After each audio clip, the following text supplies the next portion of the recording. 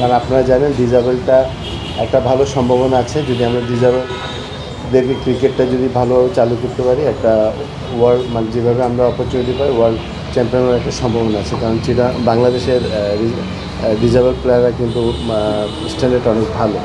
So এখানে আপনার তিনটা আছে, একটা হলো ডিজাবেল যারা প্রতিবন্ধী আছে, তারপর হুইল চেয়ার এবং ব্লাইন্ড। তো আমরা এই তিনোটা টুর্নামেন্ট করার চেষ্টা করব এবং উইদিন 15-20 দিন পর পর আমরা প্রত্যেক বছর একটা করে টুর্নামেন্ট করব। তো আপাতত আমরা একটা সিস্টেম করেছি, কারণ এর আগে আমরা 2-1বার ট্রাই করেছি, বাট এটা বিভিন্ন জনের নামে বা বিভিন্ন ব্যক্তিদের নামে টিমটা আসে। বাট আমরা এবার নতুনভাবে এটা শুরু করছি, যেটা হলো বিসিবির আন্ডারে সবাইকে রেজিস্ট্রেশন করতে হবে এবং এখানে কিছু ক্যাটাগরি আছে যারা আগে খেলেছে, কোথায় খেলেছে, এইসব সার্টিফিকেট যদি আমাদেরকে দেয় তারপর আমরা ওটা বিবেচনা করে আমরা টিম করব।